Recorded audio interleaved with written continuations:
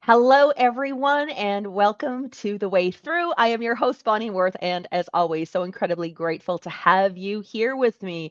Through this show, we explore the mind body spirit connection through the lens of mediumship, metaphysics, conscious co creation, to really look at helping and supporting us to navigate life's challenges, unravel some of our conditioning, and, really begin to discover our relationship with how it is that we are living our lives. Through this show we explore all kinds of things that keep us stuck in the past, causing us to repeat patterns and cycles, and more importantly, how it is that we can empower ourselves to break free from everything that may be blocking or hindering our ability to live a more authentic and very purposeful life. Today's show, it brings in an important conversation, and I'm talking today about self-responsibility. Now, this is the cornerstone of all personal growth, every aspect of empowerment. At its core, it involves us recognizing and accepting that we are inevitably the architects of our lives and that we are responsible for our choices, our action, and of course, those consequential outcomes as a result. So, this really allows us to be able to take a more engaged and empowered charge of our lives. It's what promotes our healing and how we can foster real meaningful change in our lives, especially if we feel, completely at a wall in terms of what has been playing out up until this point. We have opportunity to begin to really really overcome all kinds of things when we begin to understand our role in our lives. Now, people are always shocked when they hear me talking about my life, my story, the traumas, the wounds, the things that I've experienced and been through. And the very fact that I always say, and I take responsibility for it all. Now, the reason for this is, and I've had so many conversations, especially during keynotes with people following up during Q&As and asking how it is that I can take responsibility for the bad things that people did to me, that whether it was something that happened in my childhood or at a state where I was naive, or the fact that there are just some people in the world that are just appear to have no consciousness at all. And so how it is that I could look at saying I'm taking responsibility for what it was, that I was innocent in what had played out and happened. Now, to a degree, there was some innocence there, absolutely. And I don't want to take that away.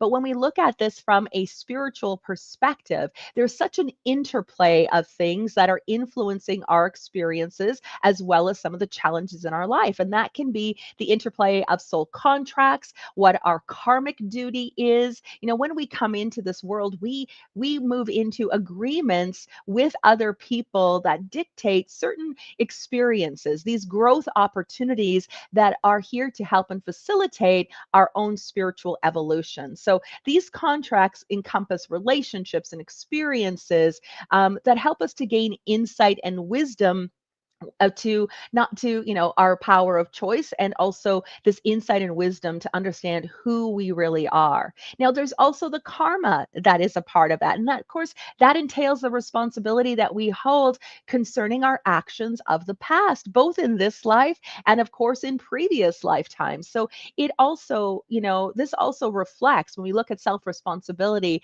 the understanding that our choices can generate consequences, and that has a ripple effect in our existence. And so it affects not only ourselves, but of course, affecting other people, those interrelational agreements and contracts that we have in order to, resolve our karmic duty as well as uphold these soul contracts. Now, the other piece of it, now that's from the spiritual, as I said, the spiritual perspective of things. From this very human being state of it, this is the understanding that simultaneously that I am creating my own reality. And sometimes in creation of reality and the experiences we have, that we're doing it at an unconscious level. Very often this can be done from simply because there's a lack of self love. There can be deeply ingrained paradigms and beliefs. And I know this was certainly the case for me. The beliefs that I held about myself, how I perceived myself, and what I was worthy of were the very things that were creating the barriers to joy, to the fulfillment, to me being able to really express and be more authentic beyond the expectations and the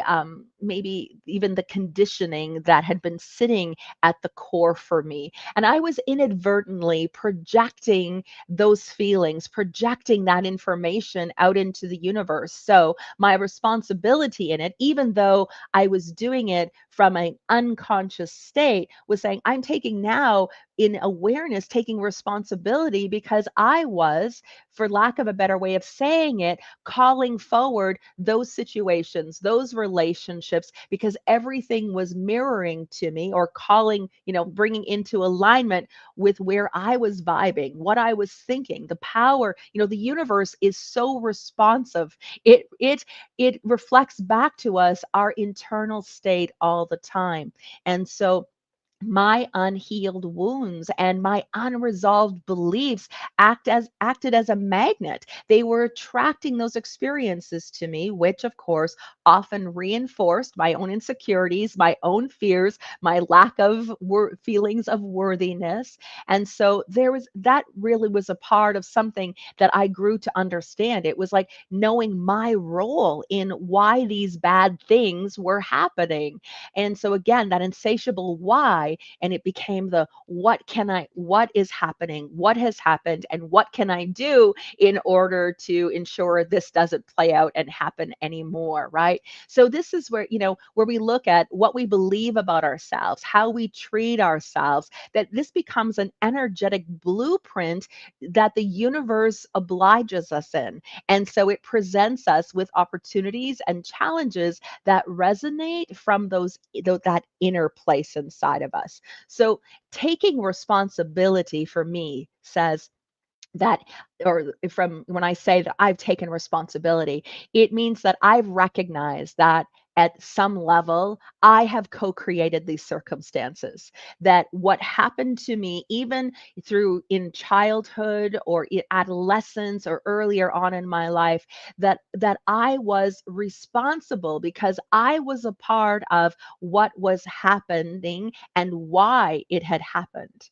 So this has really helped me to shift my focus from these bad things that happened and in terms of, blaming, to really moving into a place of acknowledging the spiritual dimension. And it's allowed me to reclaim my power, to align my thoughts and actions, of course, with, what we can understand to be a higher potential. So when we look at self responsibility, this is the process of transformation, one where we consciously co create a reality that reflects love and abundance and joy. And when we can move into participating with life from that perspective, then there can be so much more that unfolds for us and that helps us in supporting of our not only our healing on our journey, but also in terms of acceptance and and understanding of our own potentials of and again, of who we really are, of what sits at the core of our being. Now, one of the fundamental obstacles we can say in self responsibility is our tendency as human beings to play the victim. For, I participated in life this way, and I know there are many people, who have been traumatized, wounded, hurt in unimaginable ways that really fall into that victimhood. Now, victimhood isn't just the initial thing that happened that created where maybe in the moment you were a victim of circumstance or a victim of the experience that played out and happened. I don't want to I'm not degrading that, because at some point when things happen to us, we are the victim. We can be the victim of a robbery, the victim of an accident. That is the impact in that moment. But what happens when we've been wounded and when these bad things have happened, we have a tendency, based on our this human part of who we are, to adopt a victim mentality. This is where we begin to believe that all those external forces, All those other things that have happened, these bad things that have happened, are controlling our lives, making us powerless, etc. Now, that of course is because of those traumas, because of the conditioning, because even our fear of accountability. And I'm going to talk about that in a moment. But it becomes easier for us as human beings because of, that the low ego and the confines and limitation that is within the constructs of it, where anything that happens, we begin to innately blame other people for the circumstances, for these bad things that happen. And inevitably, this is one of the ways that we actually avoid responsibility for what is hindering not just our growth in life, but hindering the results that we've been getting in our life as well. So when we refuse to acknowledge that we have a role in our lives, that we have a role in our experiences, when we refuse to acknowledge that, we limit our capacity to learn, we limit our capacity to grow, and we also inhibit our ability to enact upon positive changes or powerful choices that will support us in moving forward. When we look at this from an ontological perspective, now that is a branch of metaphysics, what really studies, of course, our nature of being, this human being that we are. This being is often viewed through the lens of agency. Now, agency is our capacity, of course, for us to act independently, to make those powerful choices and become the conscious co-creators in our lives, to be able to shape our reality. When we are in a victim mentality, we're basically forfeiting our agency. We are perceiving that all of our circumstances, that they are something, of course, that are happening to us, and we lose our agency because we feel like we have no say, we have no choice in even maybe our belief systems and paradigms that we're operating in have led us to believe that we're going to be in that place forever, or there is no hope beyond what we are experiencing. So when we believe that we are the victim, and even though initially we may be the victim of that in that experience, but when we adopt that mindset, we begin to frame everything in our existence from a narrative that really defines even more suffering for us. It's like these bad things continue to happen, and it's like, well, why would we expect any different, because bad things always happen to me, right? That's where those that narrative becomes a central part of our identity, and it really obscures so many other potentials, and it obscures really from us knowing our own worthiness or knowing our own power. And so we really get locked into this definition because of those external circumstances, those bad things that have happened, and it really inhibits our ability to know our true selves, or to have the growth that is so inherent to us in our human experience. Now, I mentioned earlier the fear of accountability. This is another contributing factor when we are sitting in victim mentality. This is again this existential fear. This is where this fear that if we take self responsibility, we're going to have to confront our own being. We're going to have to really confront ourselves, and we don't want to look at ourselves. It's easier for us to blame other people than to take a look at the person who is reflecting to us in the mirror when we're standing there getting ready for our day. When from here, this is because it's almost like we fear what it's going to reveal, those fundamental truths, and what sits there, so we actually avoid it, and which obviously is creates even more hindrance. And ultimately, we do have the power to make choices, and those choices can affect our trajectory, but we often sidestep our accountability. We are much more comfortable in the illusion that we have no control, and especially what's offered in that state of victimhood. So those it's like the belief that all the external forces really are what can provide us with safety, that we really deny ourselves the freedom and the liberation to be who we are simply because we become dependent on the external world to validate our very existence, or validate our safety, or validate that we are good enough. And none of that it serves us. It may help to bolster some confidence in us, but here again, we are in a state of avoidance because we're not willing, when we are in that fear state, to confront our own stories, to re-examine our choices and decisions. But inadvertently, this is actually how we claim agency over our lives. Now, the fear of accountability, there's also the fear of failure. One of the other things that this plays out in so many aspects of our human conditioning, this fear of accepting responsibility, because now we might, or this fear of failure says we might make more mistakes. And that uncertainty, we get into some paralysis around that as well. It's like, I don't want to make a change, I don't want to move forward, because what if something bad now happens in as a result of this as well? What if I fail? What if this doesn't work out? What if something bad happens? So it really keeps us in a holding cycle, where we're caught between the past and the future.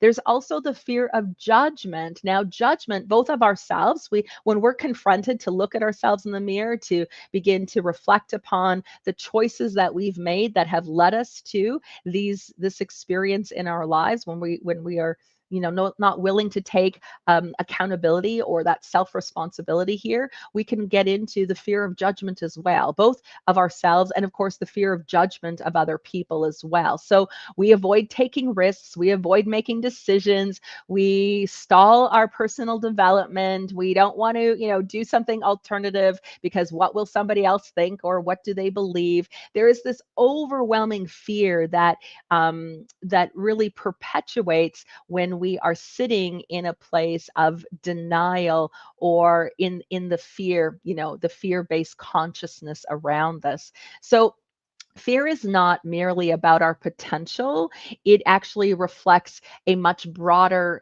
existential crisis. And this existential crisis, where those fears come from, are regarding our self worth, regarding our authenticity, are regarding the nature of who we truly are, of this being that exists inside of us. And so many people, myself included, grapple with those implications of what accepting responsibility for our choices really mean. That fear of failure, like I said, creates the paralysis that that holds us back from our capacity to act upon better choices, or new choices, or take the risk, right? And so it really impedes upon our growth, our development, and of course the experiences that we can generate for our lives. And so there's a lot of mental blocks. We become very heavy laden, so to speak, from all of the weight of what that is. And so that is conditioned rooting. That's rooted conditioning. That is way down at the core of us, and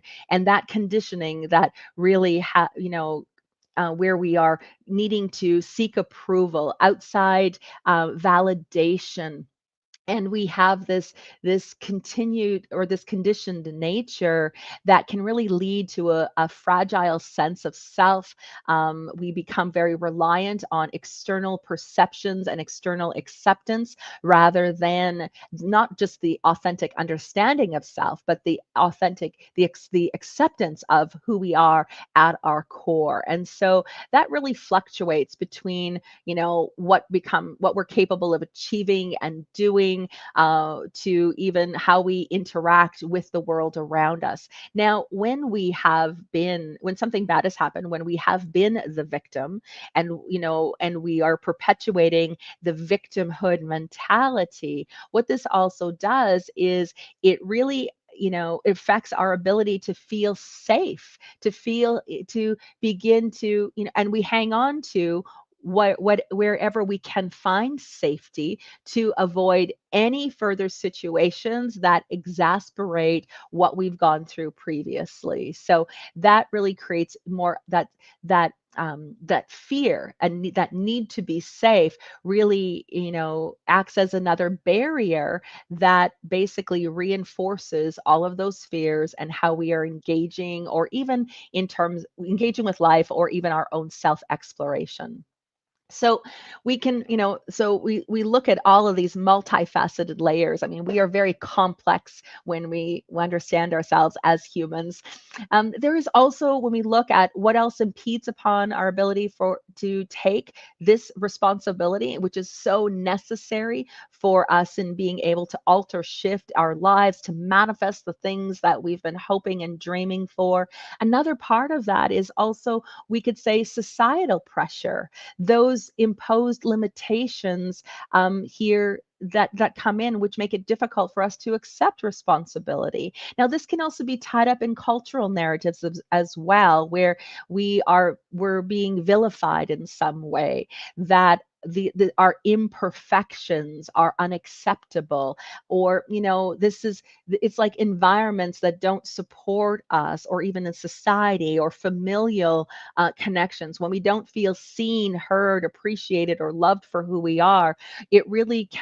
It can impede upon our ability to make positive change in our life, because there's this perpetuating notion that who we are is not good enough. This notion that we need to meet certain conditions, or achieve certain things, in order to fit in and to meet the demand of the expectations within society, within a culture, within a family. And so that can create a lot of anxiety even around our accountability. And so it can also, whether we're conscious of it or not, can create a hesitancy for us to actually take ownership for the things that have happened. So that societal bias really, puts us into a place where we feel less and less empowered and less aware of the fact that we have choices. Now, I think this is probably one of the biggest fundamental turning points for me on my journey, was that nobody ever told me I had a choice. And suddenly I was meeting mentors and healers and individuals who were saying that my choices mattered and that I was worthy of things in my life I had never considered myself worthy of before. And so that's what really helped me to become more empowered in taking ownership for my choices and looking at my journey. Now, we don't not all of us have those connections or those voices in our ear. I'm very grateful that I was someone who did. And if you are listening and you're someone, you're looking around and say, I don't really have people in my corner in that way, I don't really have those kinds of conversations, that becomes necessitated from inside. Those become internal conversations. Those become things to adapt and explore, and to begin to initiate from yourself internally. Now, as I said, I was fortunate that I started to have these voices. I understood. I truly know that it was because of my prayers, my deep desire for change, and the fact that I was beginning to alter and shift what I believed was true about myself, that the universe brought forward those individuals to me. So that also is possible for you too. So it's like, wherever we are, the universe is responding all the time. And what's going on? Our inner dialogue is so incredibly important in terms of how it our life impacts, or the impact, whether our life impacts us or whether we have an impact on our lives. So we really want to look, at changing the conversation around responsibility. We want to look at changing the conversation around imperfection. It's like we are all imperfect. We're all human, and by human nature, we are imperfect. We are complex. We come with conditioning. We come with making mistakes and erroring along our way. None of us get this right. At the core of our being, we are perfect. We have been created in the image of God itself. And this is a perfection in a state of perfection that exists within all of us. And our human conditioning brings with it the imperfection, which means that we now need to love every part of ourselves, the good that exists there and the shadows. All of that needs to be loved. All of it needs to be accepted. All of it needs to be nurtured in some form. And if we are individuals, like I said, where we haven't necessarily had that support around us, if we don't have those people who are being the voice for when we need it the most, and maybe this show is a voice for when you need it the most, but it does become where we have to enact upon that for ourselves. And I guess here again, this really comes into what self responsibility looks like, right?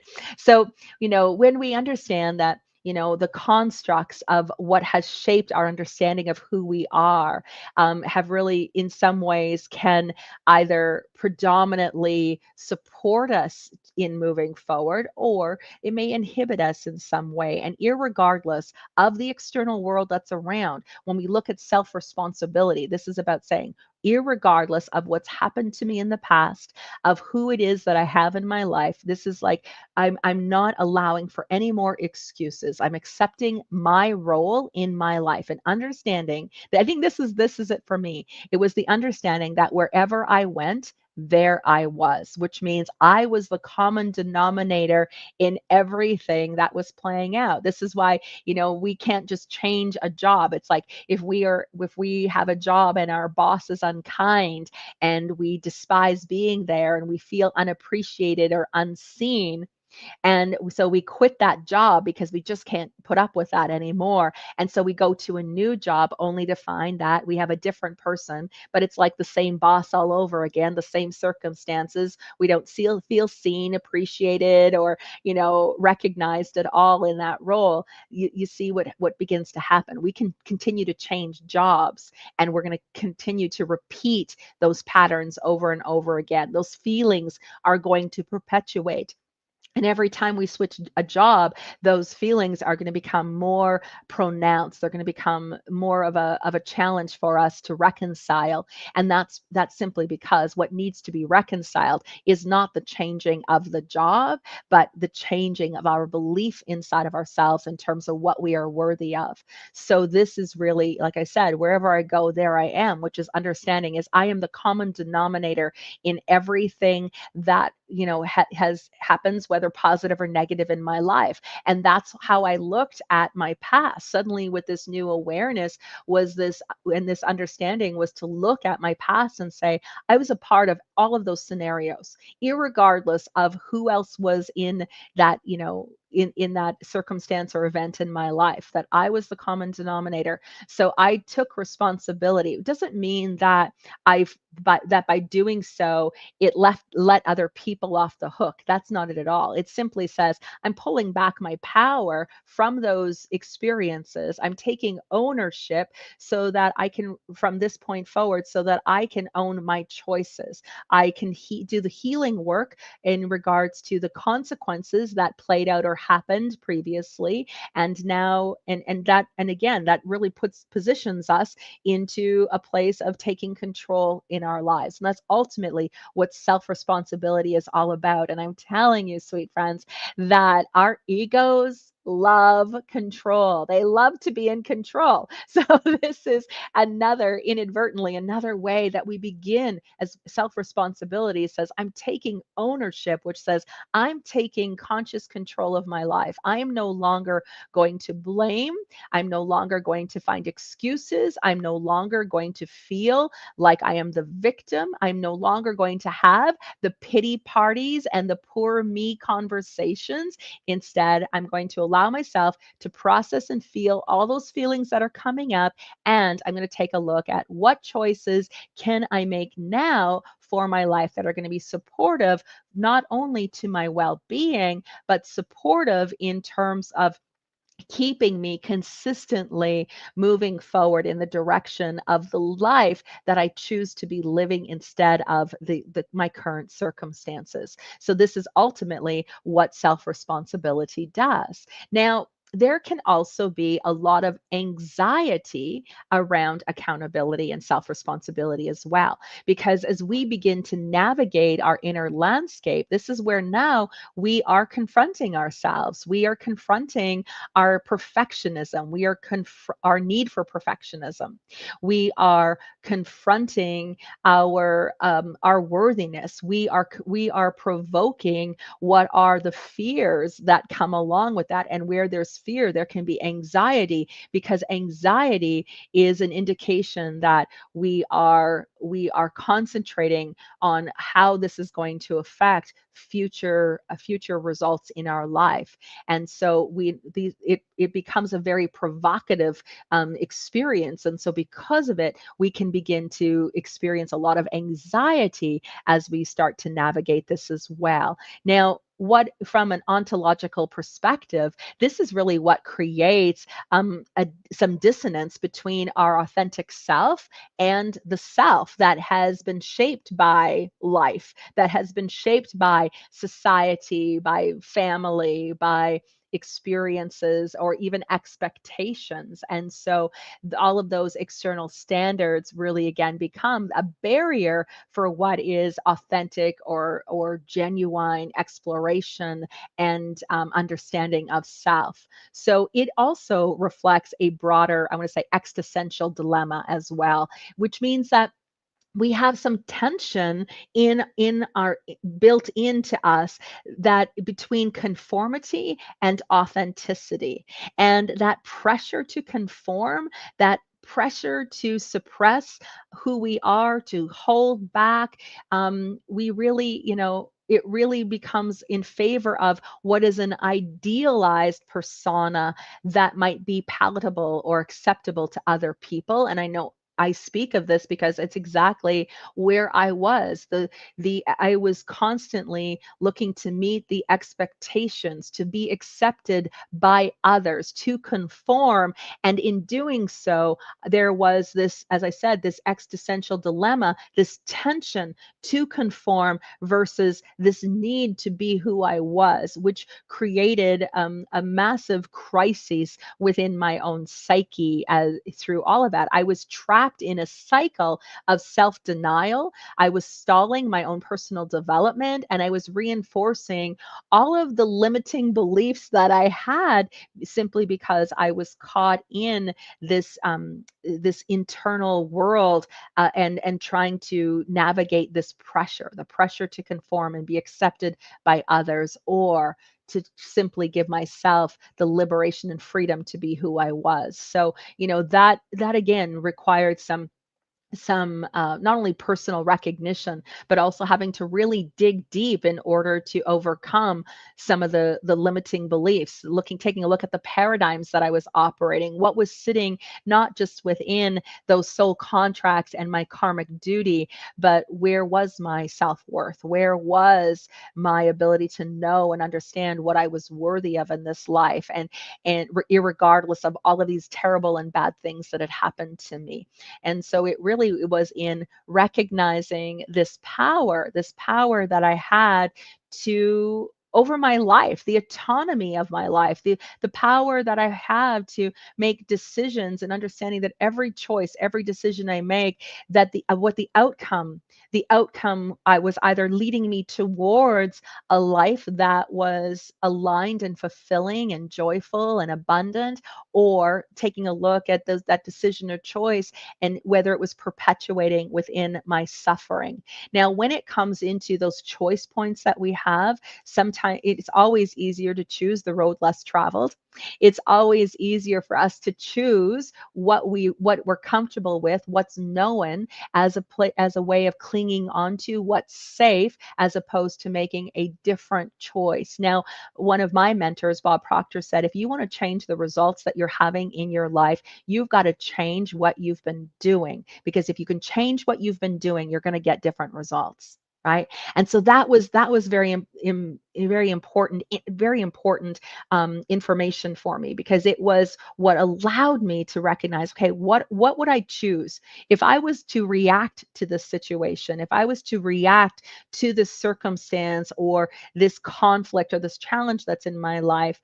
where is that going to take me in my reaction to it? I'm going to just fuel the fire. I'm going to create more adversity. I'm going to pour salt into the wounds. I'm going to become a person that maybe I want to avoid looking at in the mirror simply because I will feel such immense shame or guilt or what will come away from that. So this really required taking a look now of what other choice I could make. And I have found that the choice that I resist the most is ultimately the choice that I'm being guided towards, because it's like on the other side of that choice, other side of that resistance is the answer to my prayers, are how things are going to change, and I'm going to have or generate even greater results for my life as a result. So anywhere that we meet resistance on the journey, it's like we need to recognize we have this power, but how do we overcome the barriers that come up, and looking at those choice points, and ultimately in the choice point where there's resistance, there's an invitation. And so one of the questions I always ask of the universe at that time is, what am I being asked to receive that I haven't allowed myself to receive yet? What am I being invited to that is going to help me in becoming more at peace, becoming more in joy, becoming more abundant?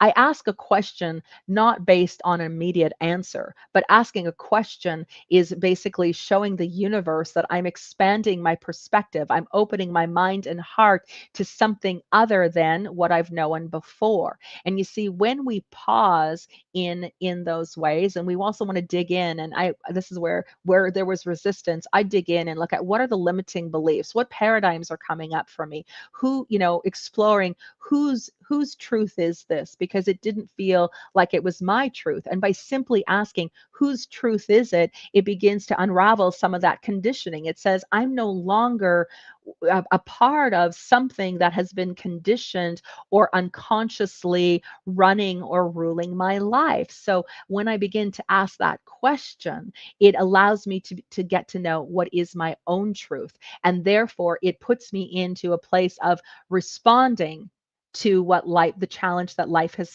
brought forward, as opposed to reacting.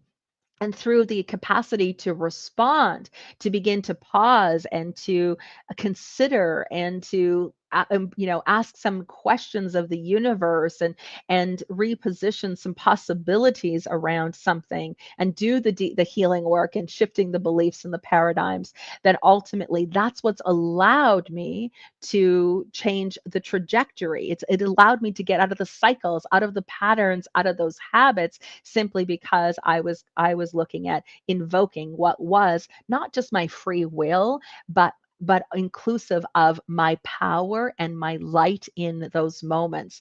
And that was inevitably a way that I was accepting responsibility. I was recognizing that at that particular moment, I was being given a choice to react or a choice to respond. And it became important that whatever choice I was making needed to be one that I could accept the consequences of. Now, consequence is not this bad thing. We can all say, oh, there's going to be a consequence for that. Well, yes, consequence, but consequence could be positive or negative consequence. So it's about accepting that we are responsible for our lives is really what enables us to begin to let go of the blame, begin to take back control over in times where we felt we had no control, and become more empowered, embrace our empowerment. And so we begin to acknowledge our role, and we can begin to address the impact of our choices. And ultimately, that's what self-responsibility is. It says, I'm going to address everything. The impact of these choices, the consequence of what happened, that's from me. That was my choice. I created this. I was the one who set this in play. I was the one,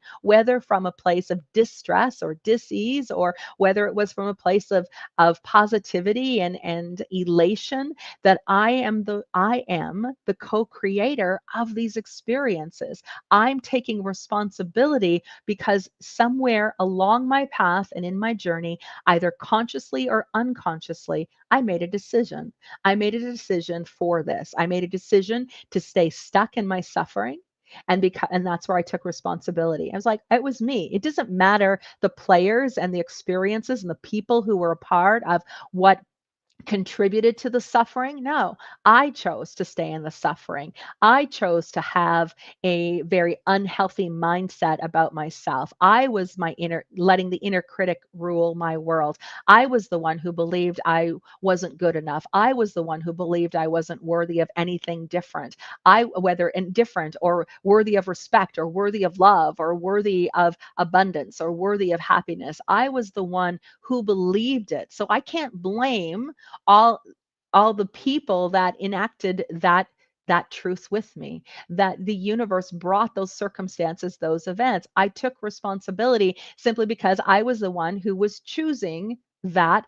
Again, as I said, consciously or unconsciously, I was the common denominator. So then it became this ability of saying, okay, now I can also choose to know that I am worthy of respect. I can choose that I am worthy of love, and I can have, through my self love practices, through respecting myself, by no longer abandoning my truth, I can alter and shift what plays out in the world around me, because then it begins to attract, like this magnet, people, circumstances, and events that begin to back that truth up as well. So this is about really looking that through this, through our self responsibility, it's where transformation happens. It's not only where our introspection is, it's where our spiritual maturity comes from. It's where our emotional maturity begins to form.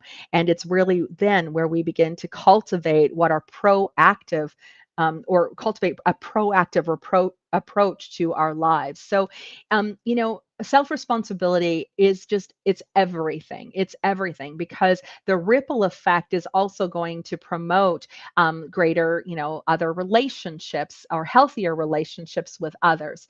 It when we take ownership for our actions, we cultivate environments of trust and respect and healthier communication and conflict resolution instead of the drama of situations. We allow for compassion in circumstances, giving other people compassion. We begin to recognize that they too are a sacred being, that they are divine at their core. And we start, instead of, judging, we start to come at this from a place of acceptance. When we accept ourselves, we then our work, so to speak, becomes in being able to accept others. When we truly want to love ourselves, it's really about loving others in their imperfection as well, without condition, without judgment, without expectation.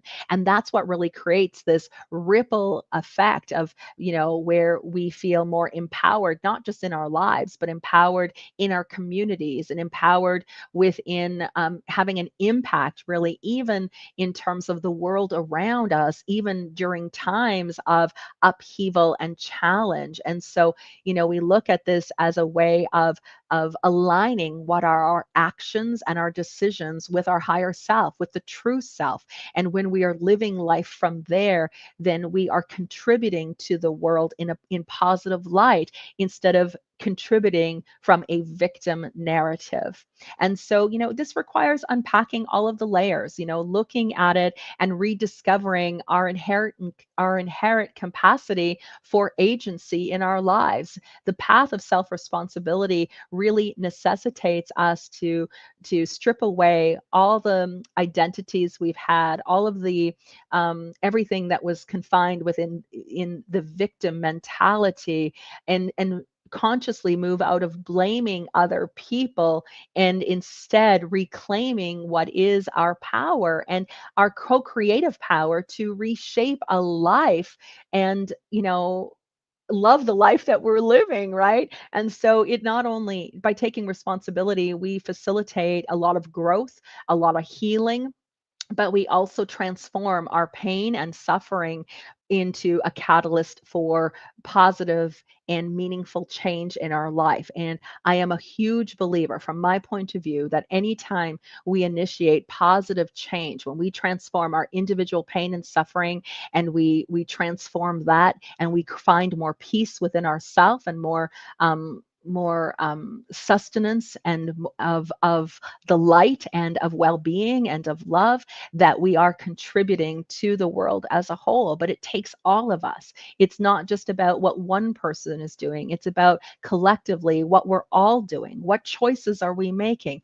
Are we reacting to the current affairs, or are we responding to it? Are we looking at what we can control and understanding that our choices and decisions are impacting? They are impacting of others and impacting of our life. And so we have to become very conscientious of every single choice we're making, how we're showing up, how we're speaking over our lives, and how we're speaking about others, because all of that is a ripple effect. And so if you want to really alter the results that you've been getting in your life, then here again, just like my amazing mentor had said, then you need to change what you've been doing in order to get different results. And self responsibility is indeed the key to it all, sweet friends, the key to it all. Anyway, that's a wrap for today. Thank you so much for being here, a part of this conversation. I love that we get to explore all of this together. Thank you so much for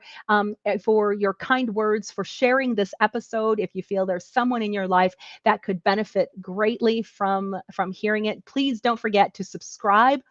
You can subscribe on here, of course, on YouTube, on Facebook. You can also subscribe to on Spotify and on iTunes and all those beautiful platforms that are available for us to stay connected and for you to take some of this wisdom with you wherever you go. Thank you for being here. And until next week, sweet friends, remember, there is always a way through, irregardless of what is playing up in your life. Bye for now.